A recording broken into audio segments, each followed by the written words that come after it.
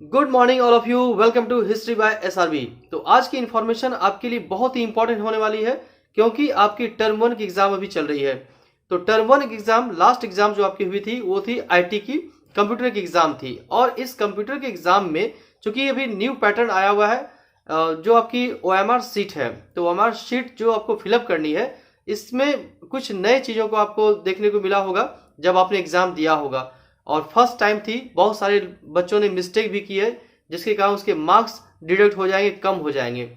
बहुत सारे स्टूडेंट्स ने जो भी उसमें इंस्ट्रक्शन दिया गया था तो उन इंस्ट्रक्शन को वे समझ नहीं पाए ठीक से, और जिसके कारण वे आंसर मालूम होने के बावजूद भी उसने गलत किया। यानी कि जो डार्क करना था, जहां चूज करना था, कहां पर उसको डार्क करना है, कैसे डार्क करनी है, तो इसमें बहुत तरीके से समझ में बच्चों को नहीं आया, जिसके कारण आंसर जानने के बावजूद भी, करेक्ट आंसर बनाने के बाद भी उनकी गलती के कारण उनके मार्क्स जो है वो कट जाएंगे। तो अब देखो, फर्स्ट टाइम थी, चलो हो गया, मिस्टेक हो गई, नो प्रॉब्लम। तो अब यहां पर तो कंप्रोमाइज करना होगा, बट अब हमें क्या करना है, अपने हिस्ट्री से सीखना है, अपनी गलतियों से सीखना है।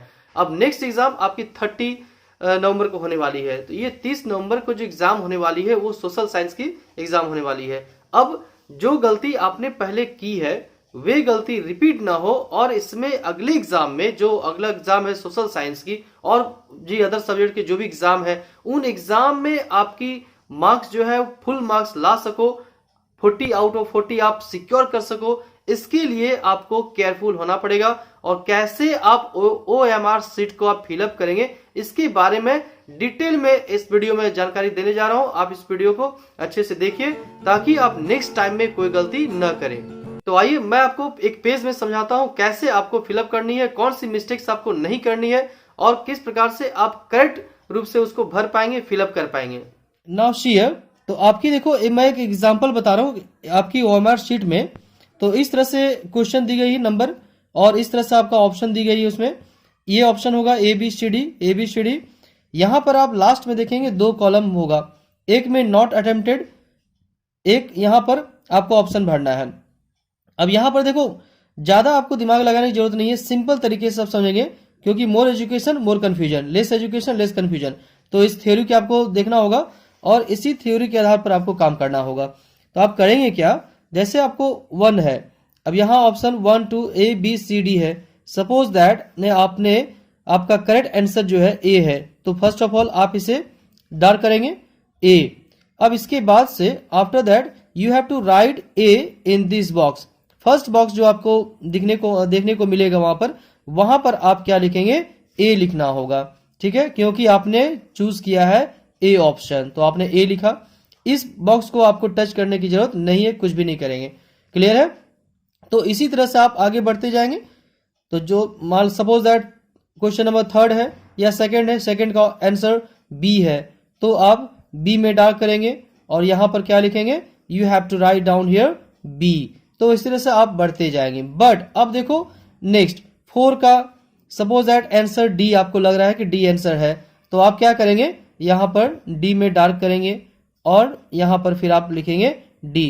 अब यहां देखो, ध्यान देने वाली बात क्या है डियर स्टूडेंट, यहां पर यदि आपने D ऑप्शन में डार्क किया है बट यहां आपने नहीं लिखा है, आपने ब्लैंक छोड़ दिया है, तो आपका आंसर के लिए आप जो करेक्ट आंसर लिखा है आपने, इसके लिए किसी तरह का कोई मार्क्स नहीं मिलने वाला है। तो आपको यहां पर मेंशन करना होगा, आपने यहां पर D किया है, you have to write down here D। If you dark here A, you have to write down here A। आपको A लिखना होगा, यहां आपको B लिखना होगा, यहां आपको D लिखना होगा। ये सिंपल वे है, इसमें किसी तरह की कोई कंफ्यूजन नहीं होनी चाहिए, क्योंकि इंस्ट्रक्शन देने के बावजूद भी, इंस्ट्रक्शन मिलने के बावजूद भी लिखा वहां पर ऑलरेडी लिखी हुई है, फिर भी बहुत सारे स्टूडेंट्स ने मिस्टेक किया है। यहां पर डार्क करने के बाद यहां पर ऑप्शन नंबर उसने नहीं लिखा है बहुत सारे स्टूडेंट्स ने, तो जिसके कारण उसे मार्क्स नहीं मिल पाएंगे। अब देखो, ये फर्स्ट मिस्टेक हो गई, तो ये मिस्टेक आपको रिपीट नहीं करनी है। आपने यदि ऑप्ट किया है यहां पर, तो आपको यहां पर D या AB लिखना होगा। अब नेक्स्ट देखो क्या करना है। अब मैंने यहां पर क्या किया है, 3rd नंबर की, तो 3rd नंबर में मैंने इस आंसर को टच नहीं किया है, यहां मैंने किसी को फिलअप नहीं किया है, यानी इस क्वेश्चन को मैंने नहीं बनाया है। तो फिर आपको क्या करना है, इस प्लेस में आपको कुछ भी नहीं लिखना है, तो फिर आपको क्या करना है, इस बॉक्स में यहां पर जो आपको सर्कल दी गई होगी, इस सर्कल को आपको क्या करना है, इस प्लेस में आपको डार्क करनी है। क्लियर है? अब इतने में आपको क्लियर हो गया होगा कि कहां पर आपको क्या करना है, क्या नहीं करना है। तो इस तरह से आप आगे बढ़ेंगे। इसके बाद और भी मैं बताने जा रहा हूं, और कहां पर बच्चे मिस्टेक कर रहे हैं, स्टूडेंट मिस्टेक कर रहे हैं, इसके बारे में क्लियर कर दे रहा हूं यहां पर, ताकि अगली जो एग्जाम आपकी होने वाली है वहां पर आप कोई मिस्टेक नहीं होगी और आप मिस्टेक नहीं करेंगे। तो ये क्लियर हो गया। आपको ABCD लिखना है, जो भी आप ऑप्शन यहाँ पर डार्क करेंगे वो यहाँ पर आपको लिखना है। और जो आप सॉल्व नहीं करेंगे तो इसके लिए सेकेंड बॉक्स जो है नॉट अटेम्प्टेड का जो बॉक्स आपको मिलेगा, तो वहां पर आपको बॉक्स में सर्कल में डार्क करना होगा, तभी ये माना जाएगा कि ये नहीं बना है। ठीक है, तो इस तरह से आप बढ़ेंगे। अब देखो क्या होता है, बहुत सारे बच्चों ने ऐसा किया था कि मान लो कि यहाँ पर क्वेश्चन नंबर 6 है, अब यहाँ पर D उन्होंने लिखा, ठीक है, D लिखा। अब इसके बाद यहां पर उन्होंने D भी लिखा है, प्लस यहां पर भी डार्क किया गया है। तो ऐसे कंडीशन में आपने जो मिस्टेक किया है, इसके लिए क्या होगा, इसके लिए ये होगा इस क्वेश्चन को काउंट नहीं किया जाएगा, यानी इस क्वेश्चन के लिए आपको किसी तरह का कोई मार्क्स नहीं मिलेगा, क्योंकि आपने यहां भी सर्कल किया है नॉट अटेम्प्टेड में और आपने आंसर भी लिखा है। तो ये मिस्टेक आप नहीं करेंगे। हो सकता है बहुत सारे बच्चों ने किया हो, तो मैं पहले से बता दे रहा हूं, इस तरह से यदि आपने किया है तो आप ये जान जाइए कि आपको किसी तरह का मार्क्स इस क्वेश्चन के लिए नहीं मिलने वाला है। तो ऐसा आप बिल्कुल भी नहीं करेंगे। बस ये फॉर्मेट में आपको बढ़ना है, आगे जाना है, ABCD लिखना है जो भी करेक्ट ऑप्शन होगा, और यहाँ पर जिस क्वेश्चन को आपने टच नहीं किया है तो यहाँ पर आपको डार्क करना है। क्लियर हो रही है? अब एक इंपॉर्टेंट चीज मैं बताने जा रहा हूं आपको कि सपोज दैट कि आपने 7 का C लिखा है, ठीक है, 8 का आपने B लिखा है, 9 का आपने D लिखा है और 10 का आपने A लिखा है। ठीक है, आपने बना लिया। अब बनाने के बाद आपने तो एक बार मिस्टेक कर दी है, सपोज आपने बना लिया है।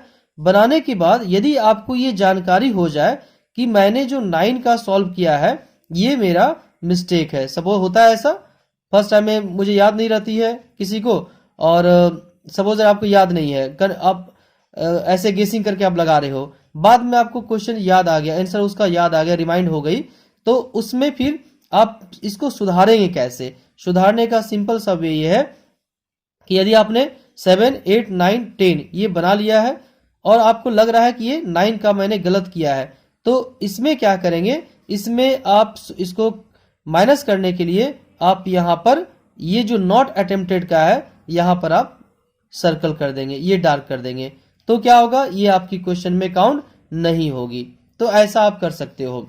तो इससे बेनिफिट क्या होगा? इससे बेनिफिट ये होगा कि जो आपका करेक्ट है वो काउंट होगा, बल्कि ये नंबर में काउंट नहीं होगा। अब लास्ट इंफॉर्मेशन मैं देने जा रहा हूं, लास्ट जो कि बहुत ही इंपॉर्टेंट है, जिसमें बहुत सारे बच्चों ने मिस्टेक भी किया है। अब देखो टोटल नंबर ऑफ क्वेश्चन जो भी होगा 60 तक, अभी मैं यहाँ इतना प्लेस नहीं, यहाँ पर 60 है। अब बहुत सारे बच्चे क्या करते हैं, मान लीजिए आपका 40 अटेम्प्ट करनी है, तो आपने 40 बनाया, अप टू 40 मैंने लिखा 40 अटेम्प्ट किया यहाँ तक।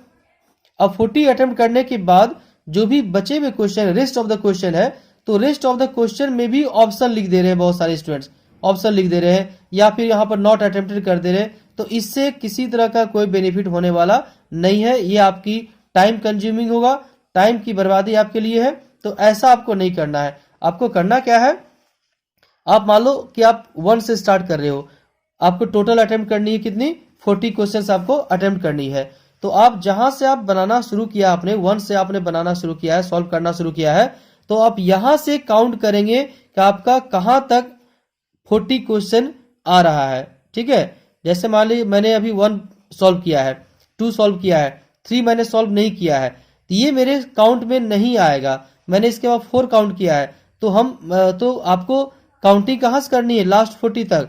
ये आपका 1 काउंट होगा, इसके बाद 2 काउंट करेंगे, इसके बाद आप 4 नंबर में जो है ये आपका 3 माना जाएगा।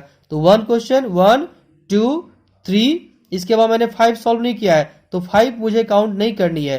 तो 1, 2, 3, 6 मैंने काउंट किया है, तो ये मुझे काउंट करनी होगी 4। तो आपका यहां तक, यानी आपने 1 से 6 के बीच में 4 क्वेश्चन आंसर आपने दिया है, तो आपकी जो काउंटिंग होगी एग्जाम में वो 4 ही काउंट होगी। ठीक है, 1 2 3 4।